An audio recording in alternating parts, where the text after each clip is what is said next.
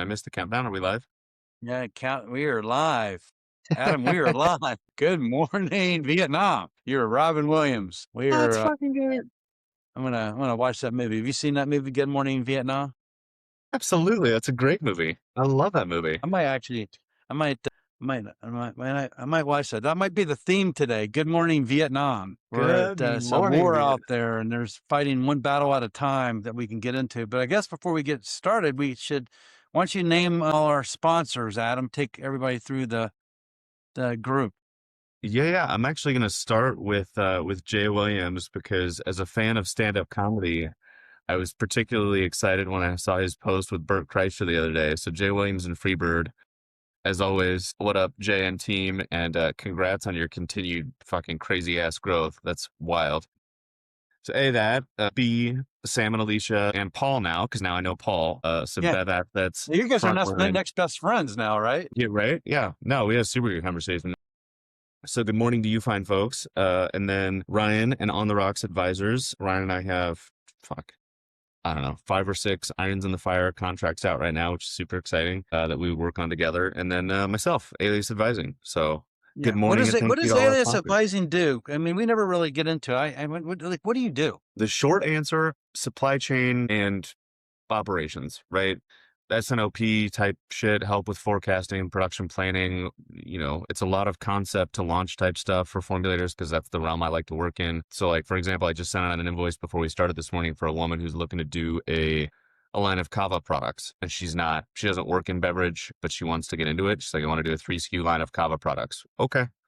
Well, let's get started, right? Like we'll help you find a formulator. We'll get can supply. We'll figure out MOQs and or first production volumes and tell her all the shit she doesn't want to hear about how difficult it's going to be. So that's what I do. That's interesting. I talked to a formulator yesterday, a young woman I think she's working. I can't remember. I should get the name to share with you, but they basically, all the costs of the formulation say, yeah, we don't have like the back end IP. Once we make it, you can take it anywhere and produce it, by the way, which I think that's important. In other words, if you pay the formulator to create it, if you can move it around, I think it's better for the client. So I know any client I'm going to recommend, I'm like, hey, make sure you look at the fine print Dude. on that piece. Probably something we could get into. But hey, so we had to make a pivot this morning, so unfortunately, Indeed. and we hope that our guest that was going to join us is okay. But she had to cancel at the last minute. So we'll certainly reschedule that. But Adam and I decided to go forward. And what are our topics today that we're going to talk about, Adam? What are we going to get into?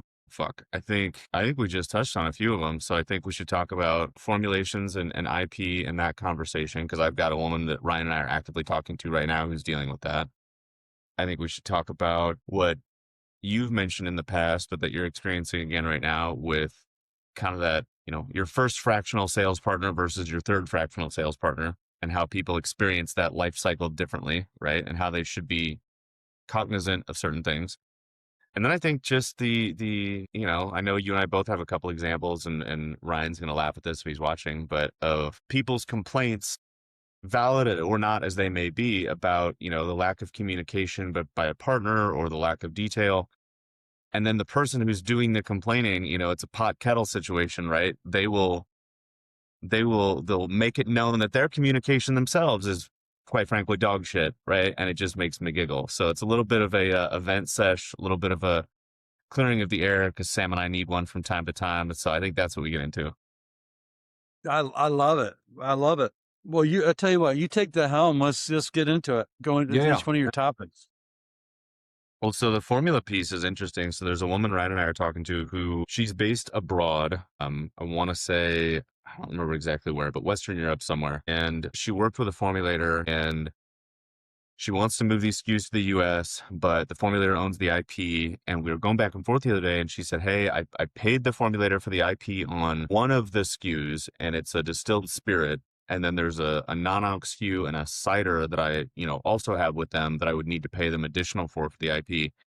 We're talking like, 10 grand per product vertical, whatever you want to call it, right? So not nothing. And I don't know if she paid them up front. I don't know if there was a small amount up front or if they did the work for free. But the problem we ran into was, and I'm not saying that this formulator is a piece of shit. That's not what I'm getting at. What I am getting at is clarity is important because even with this distilled spirits formula, there's nothing in here I didn't see an ABV listed. I didn't see like a target ABV. I didn't see a pH listed. Didn't see a Brix listed. Didn't see a preservation system listed, whether it's natural or artificial. Don't get me wrong, there was useful information in it, but it was not what I would consider, as somebody who does what I do for a living, a fully developed formula.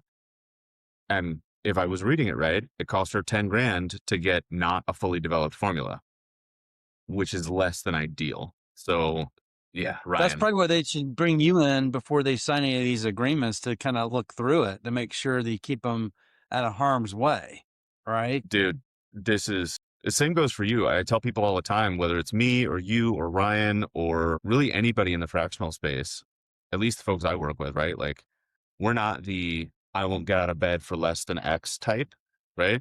And so everybody always asks me, like, well, I'm not ready to start now. I'll be ready in like 2 months. And I was telling somebody this the other day. I was like, 2 months is 20 seconds in this industry. Like, it will go by like that. So if you don't educate yourself now on the conversations you think you're going to have in 2 months, you're fucked. You're already behind the eight ball. So, like, and don't get me wrong, like, I'll have that conversation right now for free because I don't want to see you light your money on fire. Yeah. I mean, I have a client, or at least I have a client in Australia, great guy, Alex. And anyway, Alex he's a distiller, co-packer, distributor. They have some of the biggest brands in Australia, quite frankly. They do really well, right? But he's smart. He hired us because he doesn't know North America. And he put us on a 60-day deal. And for 60 days, we've been meeting with him every week, and he's probably gotten more in 60 days now. So smart guy too. So he's like, he can push it because he already has us right. But and we've connected him up with importers like MHW, Park Street, ASC. We've connected him up with experts that know on the CMBA, that where you basically can get like a refund back. Like if you're Mm-hmm. less than 100,000 gallons or something, there's like this credit you can get back to help your brand. We've connected them up with distillers like Earl Giles, Divine Distillers, Griffo Distillers, but all that work we're identifying, like you're talking about, like identifying where the gaps are, where it is we want to go, and then that'll help kind of determine what our strategy will be. It actually determines if we're going to go forward or not. And I think of, like you're talking about formulators, I'm like, before you go talk to a formulator, talk to Adam because he deals with a lot of formulators. Look at what they're telling you. Because I had a Mm-hmm. client, and you know about the client, I'll rename unnamed, but he paid this money, got his formula developed, and all of a sudden they sent him this agreement saying that he has to stay with them or he has to pay them this price. Mm-hmm. Mm-hmm. I'm Which not look, saying that right? the person who did the formulator is wrong either, but you just gotta like make sure everybody understands what you're getting into. Mm-hmm. I mean, you're spot on. It's my personal preference would always be to pay the money up front and know that I own the IP if I put myself in the shoes of a brand owner. However, I'm going to be abundantly clear, not saying that formulators who do the work for free and then expect an IP payment later, if that's the arrangement, are bad people. That's not what I'm getting at. What I am getting at is you as the brand owner need to understand going into it that that's the arrangement, because maybe it behooves you to get the formula done for free and to stay with a certain group until such time as you've proved the concept and have the money. That's a perfectly logical thought process if you know that's what you're fucking agreeing to, right? If you don't and you get caught by it on the back end and you're surprised, that's clearly going to be a smack in the face, right? Yeah. So yeah, it's just it's tough, right? It's tough. I It's think the it's read the fine print, ask a lot of questions. I do love clients that we talk to, founders that ask a lot of questions. Mhm. I think Mhm. that's a good thing. Understand, what the relationship is and understand what you're going to get. I do very much appreciate that. For sure. We were Well, talking and I before think we started today, about, how is it going, right? And I love every brand that we talk to. We're here, I kind of equate it to being like a bus or a train. They Mhm. get on our train for a while and they're there for, a certain amount of time. And then at some point they exit the train. And we hope when they exit the train or the bus that they had a good experience. Sure.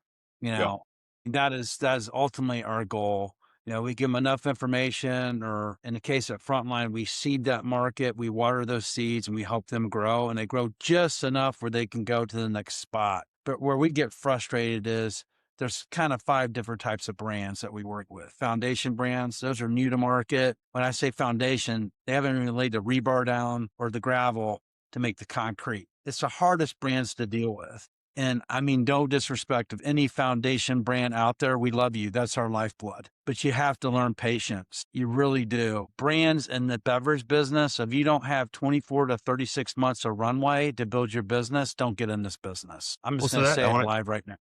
I want to jump in. I know you're going through the 5 types, but and I was talking to Chris Sikanolfi about this the other day. Like, I think as consultants, we think we have to sell ourselves to the brands in terms of like, Right. here's why you would pay me to do the work, which don't get me wrong, we Yeah. do and we should, right? We should, Hmm.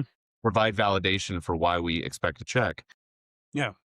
But also, I'm curious, what are some of the questions you and Alicia and Paul and whoever it is ask the brands you work with to vet them to make sure, like, oh, we accept you as the brand, like we are willing to work with you. Like, how do you validate the brand? Well, one is I was getting, so from a foundation, we ask them how much runway do they have? Like how much cash is in the bank? Are you well financed? Are you currently in distribution? What are you currently selling? That's the one that we always ask is how many accounts are you in right now? Because a lot of times we'll get in probably a little bit past foundation. It's probably like, hey, I've built my brand. I'm in a can or a bottle and I need distribution. So we're like, well, Yeah. where are you selling now? And because from there, we basically are able to index the markets. What's your FOB? Who's your competitive set? Where's your product made? How many, Things if I like have to jump that. in So again, when you ask those questions, give me a percentage. How many brands that you talk to have answers to those questions and how many don't? most people know where they're selling. They just don't Yeah. know there's reorders. So Okay. we go deeper on that. I'm Interesting. like, okay, so you've sold in 100 accounts. How many of those accounts are reordered? A lot of them don't know that answer. And I call that ghost distribution. So we start to vet out. Also, like they'll know their price, but I'm like, well, how did you develop that price? Well, I mean, I just, because my cost of goods is this price and I have to make this much. Yeah. And I'm like, well, who's your competitor? Right. Right. Because that's going to Yeah. determine your price. And it's a Yeah. tough discussion, especially on RTDs right now. Yeah. And you probably relate to this, but when I'm talking to a brand and their can cost for cost of goods is $2.50, yet they need to be at a 4-pack of $14.99 and they don't want to hear it. And I'm like, I didn't make the market up. That's where the market's at, Yeah. you Yeah. know?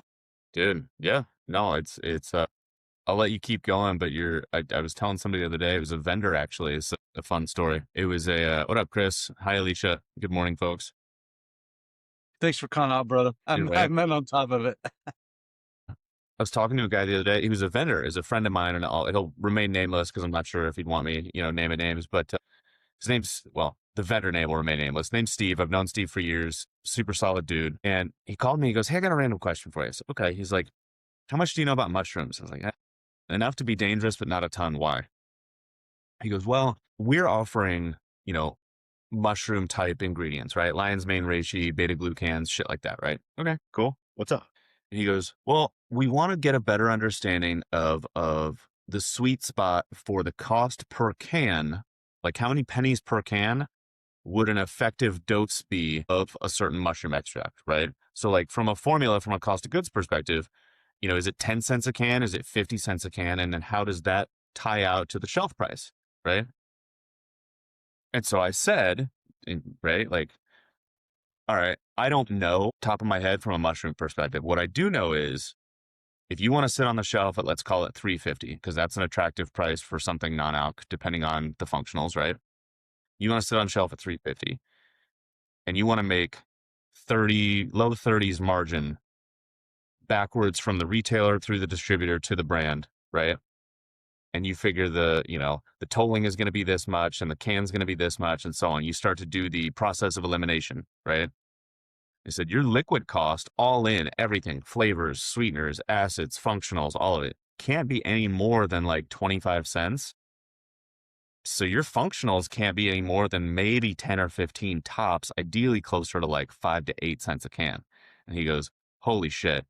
I said, "What?" He goes, "That math really sucks." And I was like, "Yeah, man, welcome to being a brand owner. Like, this is the way it Well, works, that's you right?" got to vet that. I think that's in the beginning of the conversation because remember the question I asked is how much runway do you have and it's 24 to 36 months because your cost as you start to build volume, your cost of goods should improve, right? Should. So, but as you go out the gate, yeah, you're probably losing money. I mean, I did an analysis yesterday for a mezcal out of Mexico, love her to death, and I basically did it by month for 36 months. Mhm. And I took all these factors in. Well, you're going to pay the distributor, their margin. What you're going to pay the retailer, their margin. What you're going to pay me, your fractional sales rep on the ground representing you. Mhm.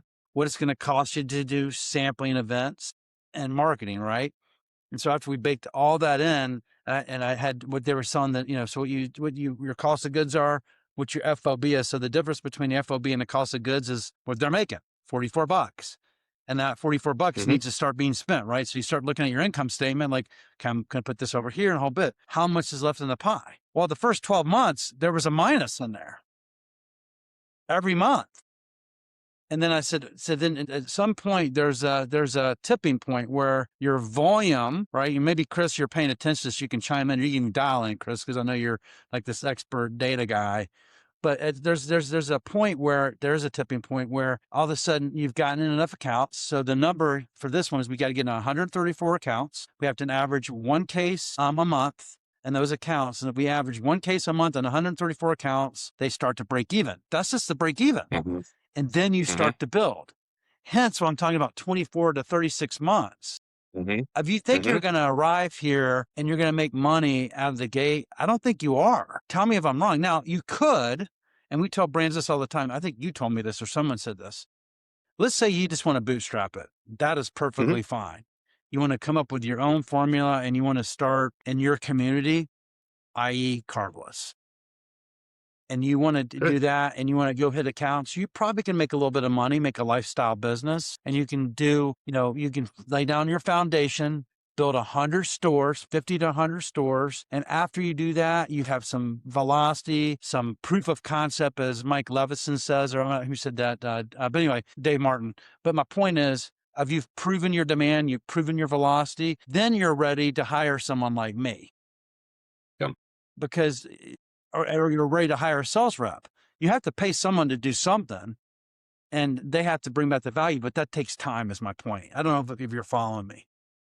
No, I totally am. It's funny. I mean, again, I know we're the carbless fanboys. We mention Adam and Amanda all the time, but Amanda, I think maybe it was Adam, one of the two of them, posted something recently where they were like, for the first, God, I want to say it was 4 or 5 years, Amanda was the breadwinner, as it were, in terms of she was still working the day job, whatever that was. I forget what she was doing before carbless, but she was still working her day job and paying the bills, right? And Adam was feet on the street for 5 years. That's a fucking eternity, right? That's a long ass time. But everybody loves to be like, well, look at them now and blah, blah, blah. And don't get me wrong, fucking God bless. They've had amazing success and they deserve every ounce of it. They're wonderful people. Yeah. But 5 years is a long ass time, right? And yeah, I mean, I think I talk to, and I know this will resonate with you, Sam. I talk to so many brands who are like, I'm like, well, what's your goal for distribution? And they always think more is better, like more doors, more doors, more doors. I'm like, that's not a plan, right? Like, even as the ops That's guy. ghost distribution. If you're getting distribution and you're not activating it or doing anything with it, it's ghost distribution. It means absolutely zero. Yeah. Chris, if you're Yep. paying attention, or Alicia or someone out there, or Ryan, man, I got to tell you, if you don't activate the brand, and again, being a fanboy of Adam, he'll tell you, if they're not going to put you on the menu, if they're not going to put some type of point of sale in the account to tell you about where you are, don't go there.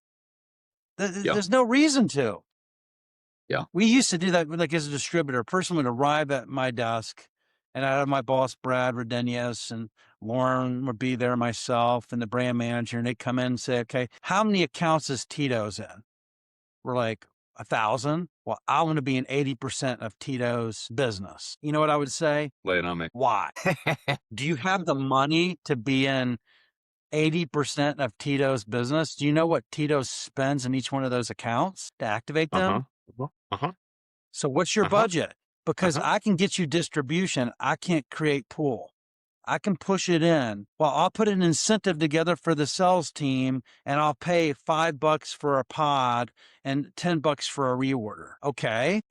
So what are you going to do to support? Are you going to pay for the menu? You're going to do some wait staff education? Are you going to do a sampling event? Here's my point. I was on with a client, I think I told you yesterday, and they got into 10 PLCBs. That's the Pennsylvania Liquor Control Board stores. They got into 10 of them. Okay. Like, I And I don't know asked that them the acronym, question. but yes, that makes sense. Yeah. I asked them a question. I said, what have you done in those 10 accounts? They're like, what do you mean? I said, are you activating them? Have you gone in there? Are you doing tastings every week? They're like, no. And I said, well, the first thing we need to do is do tastings. He goes, well, our rep, Aaron, actually got approval to go do that. And I said, well, let's get on the phone next week. Let's lay out a plan to go in those 10 accounts, because those are the golden eggs, and do tastings on Hmm. those accounts to create orders, which will create reorders. Hmm. Then over Hmm. time, the state's going to look, oh my gosh, that brand's moving really good. Let's expand them from 10 to 20 stores Yeah. and do this rinse and repeat and do the exact same thing. Yeah. Then I'm hogging this and we got to go into more stuff with you. But No, dude, the this next is. thing I asked them, I said, how many on-premise accounts are you in? They said like 10. I said, what are you doing over there? Well, they kind of order occasionally. Say, are you in those accounts? Are you talking to the wait staff? Are you talking to the bartenders? Are you working those Hmm. accounts? Now, we're going to have them on the show eventually, but anyway, people challenge it. At some point, you're going to get to a point where you can't do that yourself. It's not humanly Hmm. possible. You got to multiply Hmm. yourself through others. You got to use, Hmm. systems. Ben Salisbury. It would be interesting to have Ben Salisbury on. He's going to come on at some point and he'll talk about some of the new ways to market, which I'm very interested in. He has a lot of really innovative ways how people can build brands. But anyway, I went deep. Sure. No, dude, this is so. As you were talking, it reminded me. There's a woman, you may know her. I wouldn't be surprised. Ella Parler. Do you know Ella? No. So I found Ella, I don't know, months ago, it doesn't matter, on LinkedIn. And she's got a book out that's been on my Amazon wish list for a while. I need to just buy it. But I bring her up because the, as you were talking, the smart ass in me was like, every brand I talk to, and I'm sure you do this too, right? Every brand I talk to, especially if it's like an energy drink or a cocktail, there's a certain type of product that'll be like, yeah, and we're going to get the attractive women out there and we're going to have them sample product and we're going to do this and that. Like, okay, right? Ella's been in this industry for, let's see, I'm on her LinkedIn page, at least since 2008, because she was on the Red Bull team then she went to work for Diageo, then she was with AB, then Pinot Ricard. Now she does her own thing with her own consulting business, right?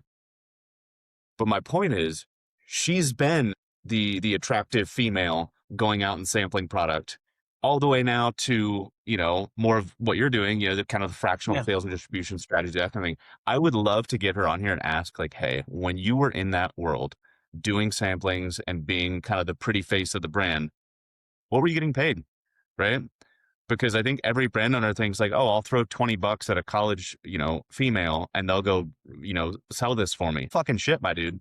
Right? That's not the way it's going to work. You're going to have to pay them a decent sum because they're doing real work for you. Yeah. Sampling too, I think is starting to, it had a kind of a lull for a minute, but it's coming back. I read some post the other day. Someone said they sold like 10 cases at a sampling event, which is freaking amazing, by the way, because Sure. that's Yeah. conversion. That's cans in hands, man. That's bottles in hands. That's liquid to lips. And those are, people that they like the product, they're coming back to find you. And there's people who you can communicate with. I mean, I think Costco, right? I got to make a Costco road trip today. You know why I go to Costco? The I sampling mean, for I'm the assuming, food. I walk on Saturday, I go hit everyone. I get the chips, I get the sausage, I load up my cart. I go there for lunch. well, so And then you know why I I go to get Costco? converted. Why do you go to So, Costco? so in the food court area, right?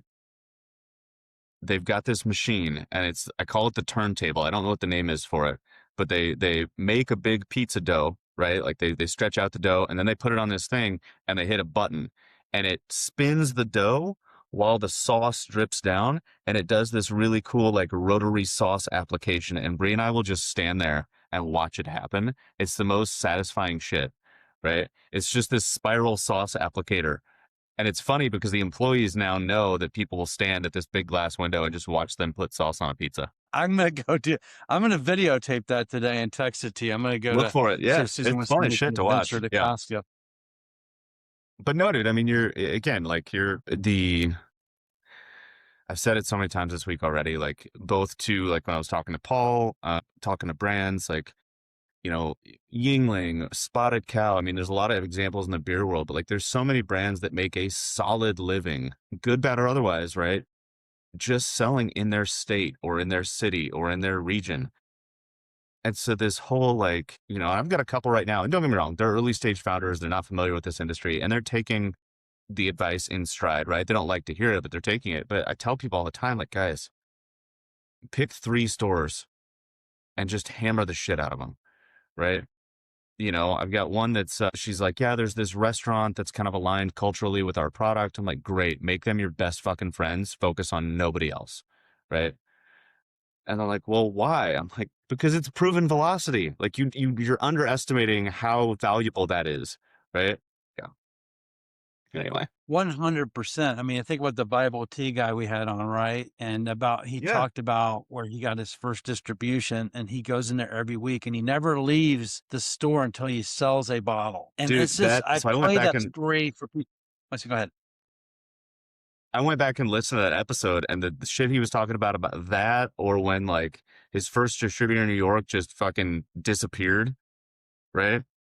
Just all of a sudden he showed up one day and people weren't there anymore. I was like, Jesus Christ, Yeah, and that happens in this industry. When dude. we tell our clients, we're going to introduce you, to a distributor. That's your relationship with that distributor, right? You have to Yeah, maintain that and communicate with them. yeah. And it's, the industry is really interesting right now. We love distributors, right? But it's tough out there for people.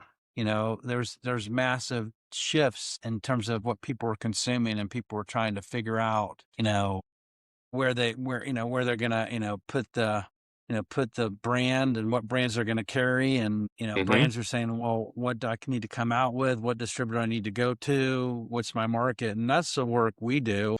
We Mm-hmm. do a whole route to market, and commercial strategy, which informs the go-to-market plan all the way down to the store level. But you're right, you don't have So, to boil the ocean. I always think of Mike Levinson, and he said, go play rivers and streams. Remember that episode? oh yeah, absolutely. Consulting. I mean, he plays in food service. And so many people So, are going chasing Hy-Vee and Albertsons and all Walmart. And he's like, hey, I'm over here. No one comes over here and talks to me. I can go get you in. Like, if you have a price, you're ready to go. He has a program called Tom, I think, which mhm. people should absolutely go check out. I was asking him about it, but I mean, I love that fact is in your backyard, you can make a living. I know this is totally unrelated, but I have to say it. I was telling you about the robotics earlier. I Mhm. got a guy that lives in New York. He's just going to focus in Jersey, in the New York metro area. That's it. He thinks he can sell 1,000 robots, a Dude. thousand Well, quickly. yeah, I have no doubt that that's true. I mean, again, it's the for years, and it's nobody's been mean about it. Nobody's been presumptive. Like everybody's been super respectful. But I mean, I do RTD beverage, high acid, shelf stable, mostly cans, right? And everybody will ask me like, well, do you do anything else? And they ask just so they know what business to send my way. So it's a perfectly respectful question. But it is interesting in that, they're like, well, do you do other stuff? And I'm like, I would like to. I've never needed to though, right? Like it's the same logic, just in reverse. Like I don't need to go work on 50 different verticals. At least so far, like I can stay in canned shelf stable beverage. There's plenty of business to be had right here. Right. Well, that's where the market's at. Right now, RTDs is what's growing the adult beverage business, by the way. Mm-hmm. It is. Mm-hmm. I mean, So cans I are, want to ask you a we question. talked, yeah. I want to ask you a question quick because I get we don't connect outside of this as often as we should, and I need to pick your brain. Everybody and their mother that I talk to is like, oh, well, I gotta launch, 2 more SKUs or 3 more SKUs, or I have to have an energy line in addition to my hydration product. Like, do distributors really give a fuck? Thank you. That was my You know what a assumption, distributor, but you know what a distributor cares about? Yes. support, in short, support. Like, can the brand support the product regardless of how many SKUs or what it is? They want to know movement out of the bat. What are you currently Mm, selling? sure, What is sure, your current velocity? Where you've been sold right now? Are you sure, well financed? sure. Where's pickup? What's my price? Who's your competitive set? And then before I forget, Chris just came in. He said, I start with the shelf price and work backwards to get the cost of goods and FOB needed to hit the SRP. Now, Sure. Chris, I mean, no offense, I'm about to say, I don't know how you can shape the cost of goods. So please dial in here, by the way, and come in and join us and walk us through how you can shape the cost of goods, because I'm very interested in hearing that. And I would like to have Adam Oh, I can kind of tell you. talk about that, because I think the cost Yeah. of goods are going to come before the FOB. It's just what it is, right? It's Am I wrong or not? But Chris, please dial in. you're not Use the same link, by the you're way, not that I gave wrong. you last week. You're not wrong, but Chris and I had this conversation or a version of it. It's a little chicken or the egg, right? Because you can approach it from both ways. But like for example, with the vendor I said, the gentleman Steve that called me, and this was what Chris and I were talking about. If somebody knows, hey, to your point earlier, Sam, if somebody knows, hey, I have to be at this shelf price in order to be competitive, I think where people get spun up is, and I see this all the time in functionals, but you see the same thing in alc, is people think they have to have like 16 different reasons for someone to buy their product, right? So it can't just be tequila or, real tequila or real bourbon. It's got to Hey, also give have here. like, I'm gonna give Chris the dial in. Hold on a second. yeah, Keep on going. it's got to also have like agave as a sweetener, and it's got to also have, God, I'm trying to think of what other expensive shit you could throw in there. But like, it's just got to have, one thing after another, a laundry list of reasons for people to buy the product, which don't get me wrong, like can be useful, but A, it's a confusing story to tell, and B, it adds to your costs. And so from the ops guy's perspective and where it blends with sales is like, hey, if you know you need to be at this price, and the primary reason people are going to buy your product is because it has real rum, real bourbon, real tequila, it's got a certain functional, whether that's a mushroom or a THC or whatever, great. Yeah. Pay the money for that, market the shit out of that, and fucking ignore everything else. Use the most cost-effective sweetener profile, use the most cost-effective flavor profile, use the most cost-effective juice profile. All the other shit you can make simple to the goal of getting to the cogs that you need to get to. But the problem is everybody looks at juice is a good example. Everybody looks at, well, I'm going to make something with real bourbon, but then I'm also going to use named fruit juices, and I'm also going to use the most expensive sweetener I can. I'm like, no, that's just not an option, right? You've got to tailor something to your primary target. Yeah, it's that's interesting though. So, like Chris said, you know your competitive set, which will somewhat determine your SRP. You work that backwards to the distributor, to the retailer, what they need to make, right? And Mm-hmm. you land on this FOB. And now you're like, hey, this is FOB I need to be. So now you can start looking at, do I need 16 variations of this product? Can I go with 4, which takes 5 cents out of this? Do I need you've talked about cans before, but can I go with the standard Mm-hmm. can versus the digital can? And can I say price? Who's my co-packer? What are the MOQs? Mm-hmm. So you can basically work it. So maybe they should start with which is true. You probably should. I should know that answer. You should start like, who's your competitor? What is the marketplace? Work Mm-hmm. it backwards and say, hey, is this doable or not doable? Well, because I mean, so spot on, right? The other piece of that is, and it sounds like Chris is going to try and join us, is you may go through everything I just said and realize, for example, like, okay, I'm going to use real tequila, but then everything else is going to be as cost effective as possible. Natural flavors, simple sweeteners, blah, blah, blah, right? Grape juice instead of named fruit juices, shit like that.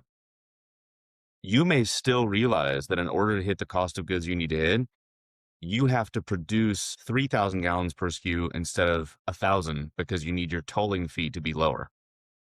Right. That leaves you at right. That leaves you at a decision point of, all right, well, you can either go find the money to produce at 3,000 gallons per SKU to get that lower COGS, or to the carbless example, you can produce at lower volumes, but you can know that you're going to have to self-distribute in your own state and do all the feet on the street yourself if your state's, amenable to that, right? So on and so forth, and save money in other ways. But it paints you, going back to your point on having a distributor, having a plan, we need to hit this many stores to make, break even, so on. It just gives you that very clear roadmap. It's not fun, but it's there. Also, good morning, Chris. Can you hear us? Yeah, guys, can you hear me putting on my seatbelt? We can. Yeah. Hey, I Hey, love it so when people come in hot, man. I called you out. You're always welcome to do this, by the way. You can always come, Chris, and join us. You're always no, welcome but here, brother. Sam, actually, a couple minutes ago, you kind of made my point for me. The example that Adam and I talked about a few weeks ago was when, well, Sam, you and I are give or take the same generation, so we learned math a certain way, right? My kids learned it a different way. All right, we learned that 2 plus 2 equals 4. My kids learned that 4 divided by 2 equals 2. Therefore, 2 plus 2 equals 4. The shelf price backwards, which you touched on, Sam. I want to be at $5.99. Okay, you have, in order to be at $5.99, you have to build in a 30% retail margin. So you have to minus that, right? Right. Then you have to minus the distributor margin of, let's call it 27.5. Then you minus that, right? Then you minus freight and tax. That leaves you with a net FOB. Divide that FOB by 2. That's what your COGS need to be, right? Now this is a quote unquote what the book says, right? For my clients, what I say is, instead of doubling your COGS to meet your FOB, do it at 1.2 to cover what you said, Sam. Feet on the street, budget for activations, budget for social media, et cetera, et cetera. So really the question is, again, Adam's point of chicken and the egg. Why do you want to be at that shelf price? Like, and Sam, sorry, Adam, you and I were talking about my canned THC client, right?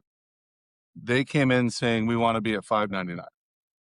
And then we did the exercise.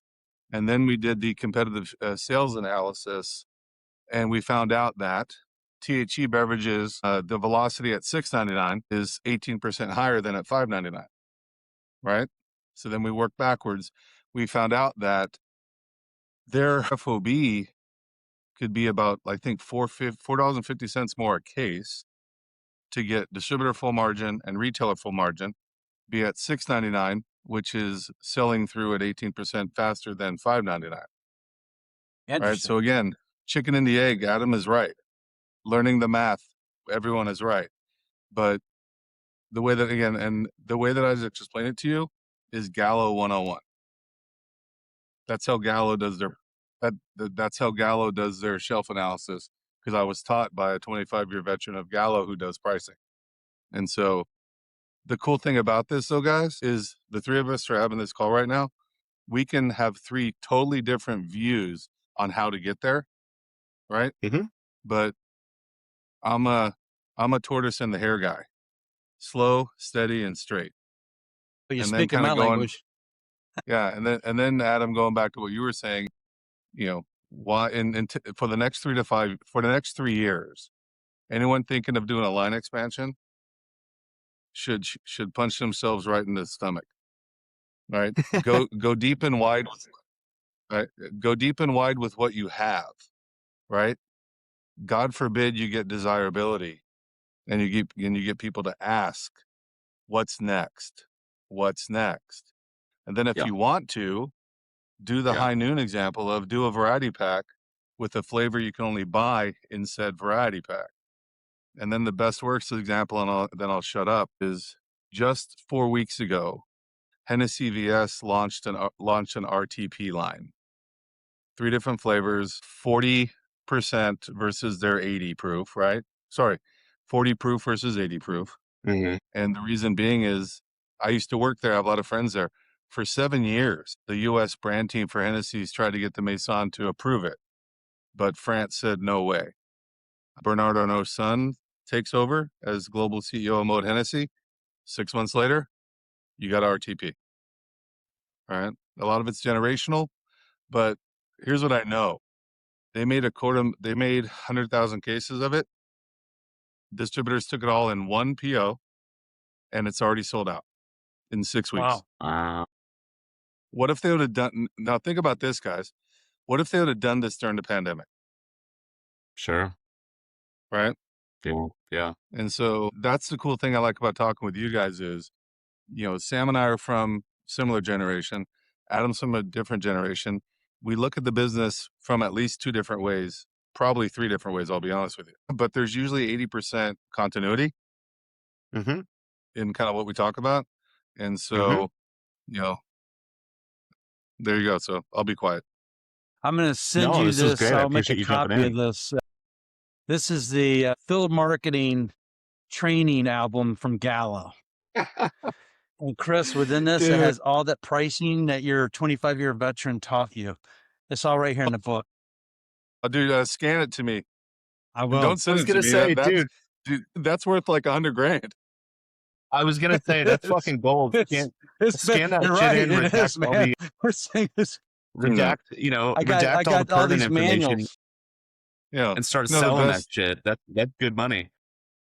Well, when we're not on camera being recorded, guys, I'll also share with you the story that this gentleman, so he was a 25-year veteran in 2005. So he started with them, what, 85? No, 1980. 85? 85. All right. Okay. And he told me the story about, talk about field marketing manual, Sam. He told me the directions given by the last original surviving Gallo on how to launch Thunderbird in urban markets. When we're not being recorded, I'll tell you that story. On one hand, it'll offend Yeah. you to high heaven. On the other hand, you'll be like, that is genius. Well, I'm gonna scan this chapter today to you. I got to read this paragraph, but you just brought memories. Understanding distributor pricing practices. The purpose of this chapter is to acquaint you with the language and general pricing practices of a typical Gallo distributor. The explanation will barely scratch the surface of the intricacies and complexities of distributor pricing. It's assumed that you already have a strong background in basic retail wine pricing. Nevertheless, you should thoroughly review Chapter 10, Pricing Fundamentals. Like this thing is like everything he taught you is right here. Yeah, Dude, 100%. It's funny you talk about Gallo distributors. And so you look at Johnson Brothers, right? Yeah. Johnson Brothers is by far the best executional distributor in the US, right? Do these 10 things in 90 days. And guess what? All 10 things get done in 90 days. All right. Now look at what Reyes has become. On the beer side, the last 30 years, who's been the best executional beer distributor? Reyes, right? Where'd Gallo go in California? Right. So, but the thing about the Reyes model and the thing about almost every distributor model currently and for the next 3 to 5 years, Reyes tells their suppliers very clearly, we will deliver your product. We will be great stewards of your brand, right? We will work at 22 to 24 points versus 25 to 30, right? mhm. You take that money and invest in people in the market, boots on the street. We will help you execute, but you got to do it, right? And we will be there at your events. We will blah blah. And I've seen it all happen, especially the last year. And we can all agree. What's the last brand a distributor built? Some may say Tito's, but I think we could agree Tito changed his name and Tito built Tito's. Right? I think his real name is like Joe Smith or something. But that's I don't know about you guys. This time, the last 2 years, I've never had more fun because I've had to use my brain a lot more. You know what I mean? You do. You have to. I mean, because of the nature of where the business is at, you have to be. You really have to think through the approach of how you're going Yeah. to either solve a problem or pursue an opportunity in this business. And it's not for the faint of heart, but it is fun. I actually enjoy talking to people. I always talk about it, but I'm on this term ghost distribution. Like Yeah. I know you called earlier, but had a client in Pennsylvania. And they're like, we're only in 10 Pennsylvania liquor control boards. I'm like, you're in 10 Pennsylvania liquor control boards. What are you doing to build that business? Like, build it. Exactly. Exactly. And it's They were complaining they didn't have enough. I'm like, well, have you proven that you deserve more? yeah. Well, it's also, I don't know about you, Sam, but almost all of my clients have no experience in Bev Alc, right? They're very successful in other businesses, but our business. And so my biggest client who, Sam, they work with you in Texas, right? Their winemaker, who's fucking, Wine Spectator Winemaker of the Year, sorry, Wine Enthusiast Winemaker of the Year. His belief is this brand should be 80% on premise. Okay. So all of the investment, all of the programming, and like we're just mentioning Texas, but like in New Jersey, we're doing RIP programs just for focused on on-premise, right? But what's happened in the What's a RIP program? What is that? sorry, a RIP program, oh, I love this. It's a legal, how do I explain it? It's a legal way to do volume discounting in New Jersey that protects, or that should protect, the brand shelf price. It's a margin enhancer for the retailer. Okay. So RIP means reduction in price, but the Okay. way they do it is actually the way you'd want someone to do it. So let's say that today Chris's cab is $79.99 Okay. and their cost is $50, right? You do a 5 case rip during the month of June, they buy 5 cases, it could be all at once or cumulative, right? They cannot lower the shelf price more than like 20% or something, right?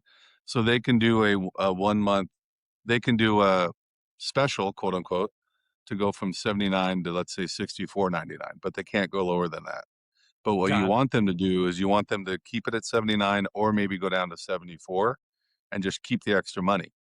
And then 30 days later, the distributor literally writes them a check for the deeper discount of the product. And you can do in New Jersey, most people do it once a quarter and they bridge buy in between. But it's like in California, you can do QDs, right? Yeah. Costco buys right? They buy a container, they pay $10. Safeway buys half a container, they pay $12. And the independent retailer buys 5 cases at a time, they pay $15, right? This is a legal way to get around it. But when you look at brands, going back to the shelf price that Adam brought up, I worked for Moet Hennessy for 7 years, right? They spend all their money to try to bring people to the shelf at $79.99, right? Don't discount, right? Invest on desirability, invest on marketing, coolness, aspirational activations. Sam, you mentioned liquid to lips a little bit ago, right? Yeah. Invite only parties, blah, blah, blah. That's how you grow. That's how you should be growing brands in the premium and luxury space. And knock wood, for me, those are all the brands that I'm working with. I've purposely chosen to stay above, let's say, 40,000 feet. I have THC clients, totally different conversation. But luxury is recovering quicker, premiums recovering quicker. Discount your heart away, Pernod. What's happened to them the last 3 years? Discount your heart away, Diageo. Discount your heart away, Brand X, right? Tortoise in the hair. I love it, Mhm, man. That is mhm. amazing. Hey, quick question while we got you, Yeah, Chris. We were talking yeah, before we went live. What do you think a client wants to see out of like a consultant? Like, what are you running into? Like, do you run into impatience or like, how do you like manage the expectations of a client to keep yeah, them to understand what they're getting into? Or how do you qualify them? I guess maybe I'm yeah. into the question. Like, how do you Well, qualify a client? well. First of all, I'll clarify. I'm an advisor, not a consultant. We've talked about why I don't use that word. Adam knows, but you have to be amazing during the initial conversation. Sam, again, I know you and Alicia have 50 of these a week, right? Yeah. During call number one or call number two, like before the shit or get off the pot call, you gotta tell them all the bad things. Now, all the bad things just means you have to be amazingly transparent, right? One of my first calls I took when I started this company, Sam, was this guy who's a manager of a very popular musician. That musician has a brand that's actually doing pretty well right now, right? So he was looking to do a tequila, and he's like, da da da da. And then in 5 years, we want to sell it for $100 million. So I go, okay, let's stop right there. What's your FOB? Okay, divide that by 100 million. You'd have to sell these many cases at a 8x revenue to be at 100 million. That's not going to happen. So you need to look at 50. There's no way. I'm like, well, that's real. I live in the real world. I got bills. I got mortgage to pay. You need to look at a 3-year, 25 to 50 million dollar valuation because that can be hit. Well, sounds like I go, hey, I'm not, if anyone tells you anything different, they're lying to you and you should go with them. And then you'll come back to me in 6 months because they screwed the pooch. And guess what happened? They came back to me in 8 months and I said, no, thank you. I don't have any more room. You Yeah. know? I love it, man. I mean, I think transparency is so important. And I think, Adam asked me, like, what kind of questions do you ask clients? I mean, I think that's where you kind of came in. I always ask, like, who your competitive set is, how much runway do you have? How much have you sold? Like, anything else we're missing that you would ask the client? I love the math you just did on the evaluation, by the way, Yeah. Well, with the that is reality. math because, the only two brands that people that are outside of our business, right? Maybe three brands, people outside our business that who know is Casamigos, Aviation, and Buzzballs. Those are the only three brands that people who don't even know shit about shit. Oh, sorry. Can I cuss here? It's all right. Know what? Absolutely. Yeah. So So Casamigos. Now, this is the thing that blows me away. Casamigos was at 70,000 9-liter cases in 2016, 17 when it sold for $1 billion, right? Just do that math, right? And then go back to Constellation's purchase of Ballast Point, 10 years before that, where they took a $900 million write-off the next year, right? Look at it. So Casamigos, Diageo lost their you-know-what on, right? They are currently losing their you-know-what on Aviation. There's a reason why Ryan Reynolds all of a sudden started promoting Aviation again, because he knows he ain't going to get that extra 400 million. All right. Now look at Buzzballs. Buzzballs a different conversation. All right. Organic story. Right. Woman was a school teacher, created this for her and her friends to drink after school and talk smack about the kids. It's sourced from spirit, wine, what's neutral spirit, wine, and malt. Right. They've got a production facility like 10 miles from my house. An argument could be made that Buzzballs at $1 billion was not ridiculously overpaid. It was overpaid, but Sazerac, old Bill Goldring got the money. He's doing fine, right? And so you have to just do the math, right? And look at other businesses. This is where Sam, my clients who don't know anything about our business but they know business, they know the multiples, right? So I tell them, hey, so what was the last business you bought? Oh, I bought Bev assets from Sam. Okay, what'd you pay? Okay, what was the multiple? Oh, it was 8x. Okay, so just do that same math, right? What's the 8x multiple on a 70,000 case brand? And let's assume it's the same FOB as today. Right? I think their FOB per 9-liter case, I'm gonna say it's $400, right? 400 times 70,000. I can't do the calculator right now, but do that and then multiply it times 8. That is so below $1 billion. That's so below $1 billion. And there's a reason why Diageo's on their what third CEO since Sir Ivan passed, and they're about to do a whole elimination of jobs August 1st. And you read about Treasury, they're finally going to get rid of 60 of their 90 brands, right? It's going back to what Adam said, or I don't know who said it, but hey, should I expand to more SKUs? Now, I think focus on the basics and the core of what you have. I mean, absolutely. We've had a couple brands where they're like, "Well, we're going to come up with this innovation." I'm like, "You haven't even proven the first brand that you have yet. So why are you coming out with all There this you other go. stuff?" Yeah. Well, yes, there's a champagne yes. brand I'm really trying to close. It's a Blanc de Blanc, and working with, I know Renard Blanc de Blanc is my desert island champagne. So met with them, tasted it. A celebrity's involved, but she's involved. Like she goes to the markets, and she was in Wisconsin for 3 days. Let's put it that way, right? She's Wow. involved. Great package, great story, organic story. Quality's fucking good. It's just good. And they're like, yeah, so we're thinking of it hasn't even really launched yet. They're in like doing via Park Street and stuff. And so they're like, yeah, we're thinking about doing a rosé. And we're thinking about maybe laying down 1,000 of these bottles for a vintage down the line. I'm like, okay, do the second thing. Lay some Blanc de Blanc down, right? And then in 3 or 5 years, launch a vintage. That's easy. Look at the rosé numbers post COVID. How's rosé doing right now? All right. Whispering Angel is owning the category still. I'm outside of Liquor King in Frisco, Texas right now, and Whispering Angel is $17.99 Amazing. when you buy two. Sorry, you know, It's and the margins are it doesn't make any sense. Why would you want to do a rosé right now? You know? It's amazing. The Hey guys, I gotta run. Chris, Sam, Adam, thanks for letting no, me you're fine. yap in your ear for a few. Hey, We'll talk to y'all soon. chime in anytime, brother. Thank- Love All it. right, guys. Have Thanks a for great jumping in, rest of the dude. call. See you. What, brother? All right. That was really good. I think we can wrap up, Adam. Any closing thoughts before we close it on the day? Yeah, I think Chris brought up something really interesting about the way math gets done, and so I'll reiterate. Once upon a time, I used to be pretty good at moderately higher level math, and so you do proofs, right? Of like, okay, yes, 2 + 2 = 4, but only if 4 divided by 2 also equals 2, right? And bear with me on the hypothetical here, but I think too many brands don't pressure check the math from multiple angles, right?